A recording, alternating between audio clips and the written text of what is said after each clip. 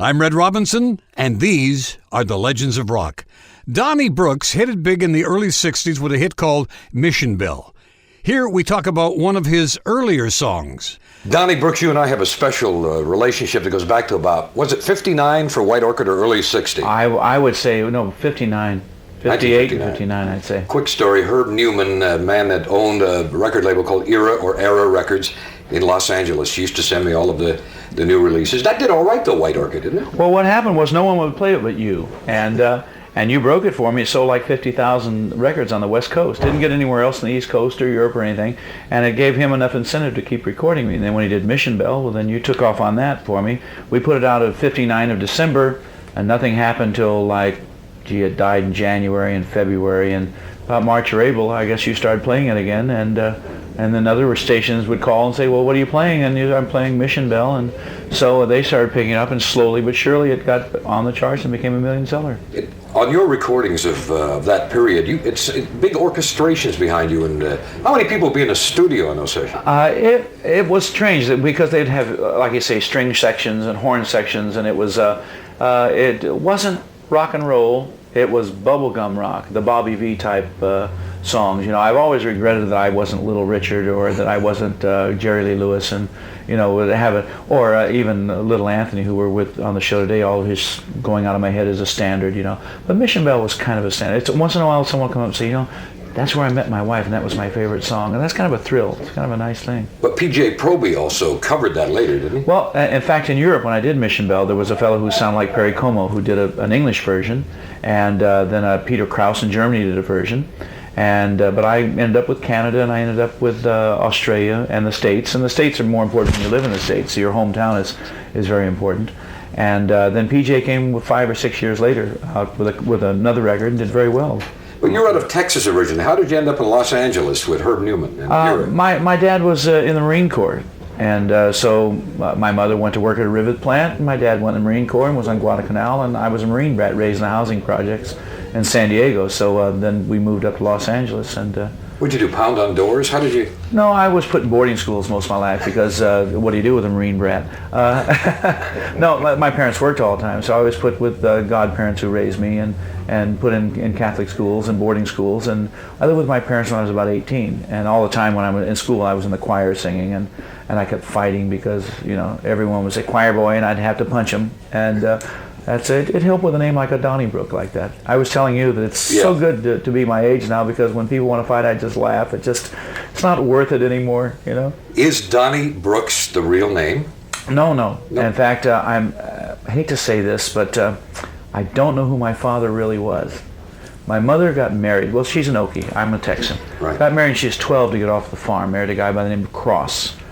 Went and married a guy by the name of D. Abahosh. Then she married Jim Faircloth.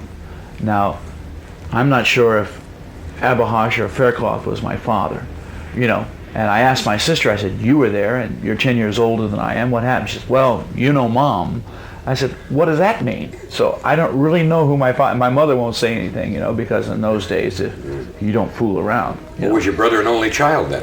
No, I had no brother. I just had my sister and myself. I have a half sister. I know that her father was Cross, and so. But who came up with Donnie Brooks? A fellow by the name of Dave Taxi, a songwriter. I did one of his songs, and he says, gee, you've had John Faircloth, Johnny Fair, Johnny Jordan, Dick Bush, all these crazy names. He says, why don't you try Donnie Brook? In the dictionary it means a riotous occasion, a free fight. And he says, you're always getting in trouble. And I said, sounds good to me. And when I went on it, then it became a hit, and because of you, by the way. And so I just went to court and had it changed. I've been Donnie Brooks for 30 years. But the record White Orchid, which was a regional hit on the West Coast, Mission Bell, Dollhouse, Oh You Beautiful Doll, and a Memphis that was not the Chuck Berry Memphis. Not the Johnny Rivers or the Chuck Berry Memphis, no. Now, where did that song Memphis come from? The fellow who wrote Mission Bells wrote that, and he didn't write Dollhouse. He got the first record and the second record, and then he did the Memphis song, and we were very weak in the South. I was doing well in New York and in Canada and Australia and the other states, and Dollhouse and Mission Bell were. Dollhouse did really well in the Yankee states, but nothing else. So we did Memphis, which was did only well in the southern states. It was kind of, did well here though. Yeah. It was. It was southern BC though. I mean, it didn't do well in northern. There's nothing up north. Yeah. But It's fun to look back at that era, and I remember when Les Vogt, the impresario for rock and roll, and myself booked you in with Johnny Burnette and Dorsey Burnette, and we had some good tours in those days, and it was fun.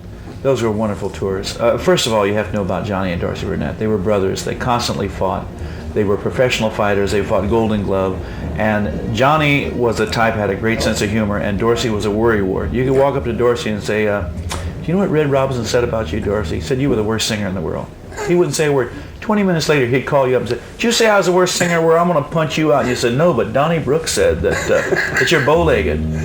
He say that, a half an hour he'd call me back, I'm going to punch you out. You said, so we used to play games, terrible games on him. But they were talented, and a lot of people don't realize that in that early rockabilly period, they were right at the forefront, winning Arthur Godfrey's Talent Scouts, I think, at the time. And we did a horrible thing to Dorsey I'll never forgive myself for. Johnny and I knew that he's a worrywart. So we came into Vancouver one night when you had hired us. We drove up and we went into this restaurant. It was full of bikers that night. Really a rough crowd. And we walked in and we sat down to eat dinner. And I noticed when I came in that there was a fellow sitting in the corner and he was looking really straight ahead at us. And Johnny noticed it too, but Dorsey didn't. So we kept saying, it's a pretty rough place, Dorsey.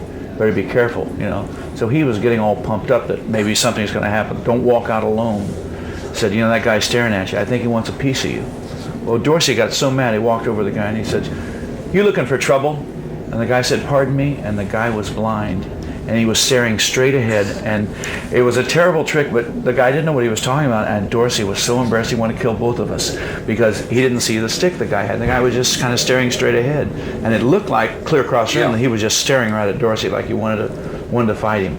And I'll never forget that. And I quit playing jokes after that. It was so embarrassing. But at those days, we did some strange things. We'd tell Dorsey the plane wasn't going to land, that we're running out of gas, we're circling. And he would almost threaten to kill the stewardess. Say, land this plane now, it's running out of gas. And silly things. Do you ever think that 25 years later, we'd still be doing what we're doing? No, I've been so lucky too. I made a wonderful living at this. And I don't even know how. I started doing comedy. I started doing country music because I was born in Texas, and I do oldie shows and I do pop music, and for a long time, if you were rhythm and blues, you were rhythm and blues. If you were rock, you were rock. And I guess Tom Jones changed that. He came out and he did pop music and he did Otis Redding type music, and so he could do a little. He did country. Yeah, he did country. So after that, then singers could do everything. But for a long time, what are you? And that's the bag you were in. That's where you stayed.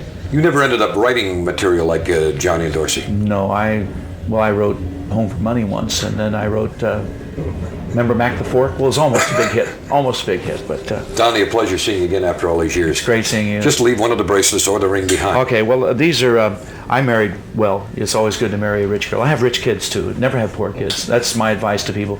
Don't get poor children, because they don't give you good Father's Day gifts or things. Want more legends? Visit us at redrobinson.com.